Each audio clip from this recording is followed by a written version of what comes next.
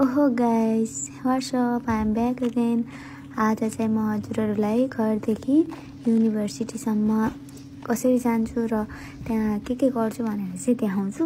आज हाम्रो क्लास चाहिँ छैन, बिदा छ, तर मेरो ग्रुप असाइनमेन्टको कारणले गर्दाखेरि त्यो कम्प्लिट गर्न म जाँदैछु। त्यहाँ त अगाडि देखेको हाम्रो स्टेसन हो। मलाई चाहिँ हतार भइसकेको छ। जहिले पनि बस आउनुभन्दा 2-3 मिनट अगाडि मात्रै रेडी भएर सकेको हुन्छु, अनि ढिलो हुन्छ। सो म हिँडेको छु, ढिलो भइसक्यो। अब बस आउन मात्र 1 मिनट बाँकी छ। सायद म पुग्छु त्यति टाइमसम्म। ल, बस पनि आयो। म बसमा चढ्न लागेँ। ठ्याक्कै यो दाइ चढ्न लाउनु भएको थियो। कति रेस्पेक्ट तरिकाले जानुहोस् भनेर भन्नुभयो। अनि म बसमा चढेर गएँ। अनि कन्फेडरेसन कलेजमा चाहिँ झर्नुपर्छ बस चेन्ज गर्नलाई। सो थ्याङ्क यू भने अनि म तल झरेँ। त्यसपछि यो चाहिँ कन्फेडरेसन कलेज हो साथीहरू। अनि यहाँ चाहिँ हामीले बस वेट गर्नुपर्छ एकछिन। यो चाहिँ हाम्रो मिड पोइन्ट जस्तो हो कि यहाँ थन्डरबर्डमा चाहिँ जे होस् युनिभर्सिटी जानलाई प्रायःले यहाँ बस चेन्ज गर्नुपर्छ। अनि यो हो कि बस भनेर कन्फ्युज भएको होइन रहेछ। 8 नम्बरको बस रहेछ, तर म जाने 2 नम्बरको बस। यसरी बोर्डमा चाहिँ देखाएको हुन्छ कुन बस कति बेला आउँछ भनेर। अझै 6 मिनट रहेछ। मलाई त बक्क प्याक्क लागिसक्यो, किनभने एक्लै छु। बस वेट गर्दा गर्दा टाइम पासै हुँदैन। अनि त्यसपछि म यतिकै कुदिरहेको रहेँ। ल, अब मेरो बस आयो। अनि म सर जाँदैछु। अब म बसमा चढ्छु। अनि त्यसपछि यहाँबाट लगभग 5 to 10 मिनटमा चाहिँ कलेज पुगिन्छ। बस चढेर र फेरि गएँ म। यस भ्यूहरू चाहिँ ठिकै देखिन्छ अहिले। ठ्याक्कै स्नोफल भएको बेलामा चाहिँ राम्रो देखिन्छ। ल, म बसबाट झरेँ।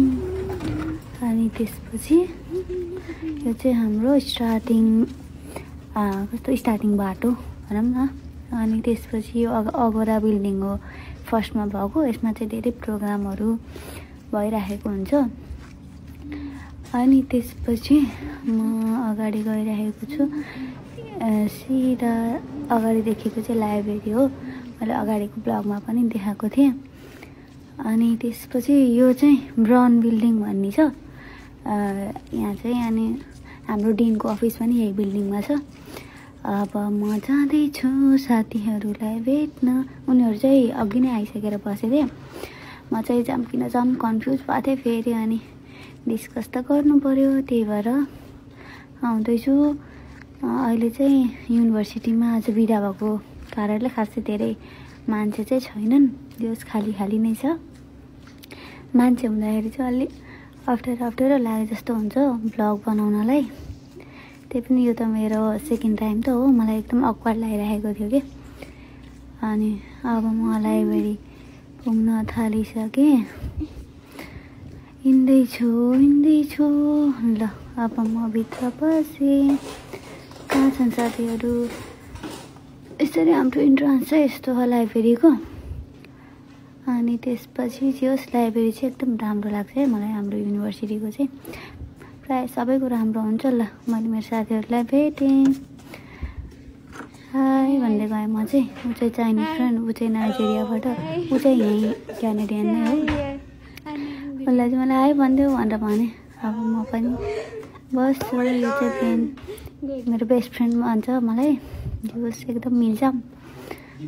अनि त्यसपछि हामी एकछिन डिस्कस गऱ्यौँ हाम्रो असाइनमेन्टको बारेमा।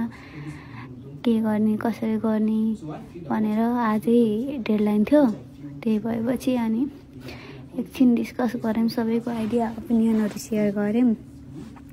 उनीहरू चाहिँ एकदमै मेहनती छ क्या। सबै कुरा एकदम राम्रोसँग बुझेर गर्ने खालको। जस ग्रुप चाहिँ राम्रै छ। अब हाम्रो डिस्कसन सक्यो। सबजना जान लाग्यौँ घरतिर। म फर्की आएँ आफ्नै ठाउँ भने जस्तै अब फर्किन लाग्यो। अनि त्यसपछि हिँड्दा बस आउन आज 34 मा थियो, तर 31 मै बस आयो क्या। अनि त्यसपछि मलाई एकदमै हतार भयो बस अगाडि देखिसकेपछि। म फर्स्टमा हो कि होइन पनि कन्फ्युज भएँ। अनि त्यही भएर चाहिँ बसमा चढेको वाला चाहिँ क्लिक गर्न नि पाएन, यस्तो हतार भइसकेको थियो। अनि धन्न ड्राइभरले बल्ल बल्ल ढोका खोलिदिएको, नआइकन बस पनि छोड्यो। अनि म चाहिँ बसबाट झरेँ। झरेर फेरि घर जान लाग्यो। अब यहाँ बेलुकाखेर बल्ल घाम लाग्न थालेको कि आज, तर घाम लागेको दिन अझ धेरै जाडो हुन्छ कि, यस्तो उल्टे खायो चाहिँ।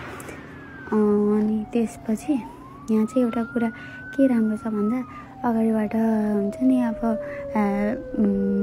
दमकलहरू एम्बुलेन्सहरू आएको छ भने चाहिँ ट्याक्कै यस्तो इमर्जेन्सी भेहिकलहरू आएको छ भने त्यो गाडीहरू टोटली स्टप हुन्छ कि। यो चाहिँ मलाई एकदम बेस्ट लाग्छ है यहाँको चाहिँ। हाम्रो नेपालमा त एम्बुलेन्स वाटर गर्न खोजिरहेको हुन्छ नि त, त्यो बानी चाहिँ राम्रो छ यहाँको। त्यो सिस्टममा चाहिँ छ सबै कुराहरू। अब त्यही हो, सिस्टम राम्रो भयो भने सबै कुरा राम्रो हुँदो रहेछ। अनि अब म घर पुग्न थालेँ। अनि यहाँ बाटोमा जाँदै गर्दा मैले एउटा कस्तो देखेको कि आज, अहिलेसम्म नोटिस नगरेर रहेछ। हेर्नु न, यो रुखमा कस्तो मजाले हिउँ कस्तो सेपमा बसेको रहेछ क्या, अलि इन्ट्रेस्टिङ देख्यो। अनि म जान थालेँ अब घर पुग्नलाई। अनि यहाँ चाहिँ के हुन्छ भन्दा यो आइस यस्तो जम्यो भने यसमा चाहिँ एकदम स्लिपरी हुन्छ कि, एकदम चिप्लिँदो रहेछ कि त्यस्तोमा चाहिँ। त्यही भएर एकदम ख्याल गरेर हिँड्नुपर्छ कि हाम्रो चाहिँ हरेक घरमा चाहिँ हिउँ यसरी हिँड्ने बाटोमा हिउँ सफा भएको गर्नुपर्छ, आफैले गर्ने हो। नआयो भने त लास्टै गाह्रो हुन्छ नि त हिँड्नलाई। मैले अब ढोका खोलेँ, उल्टे ठाउँमा फो चापी लगाएछु। ल मैले ढोका खोलेँ। अनि त्यसपछि अब म जान्छु भित्र। तल चाहिँ हाम्रो बेसमेन्ट हो, कोही पनि छैन बेसमेन्टमा, चाहिँ सामानहरू मात्रै छ। अब म जुत्ता खोलेर चप्पल लगाएँ। अब चाहिँ गएँ भित्र। फाइनल्ली आनन्द लाग्यो रुम पुगेपछि। यस्तै हो साथीहरू। See you guys. हेर्नु त कस्तो राम्रो भ्यू देखियो। बाई।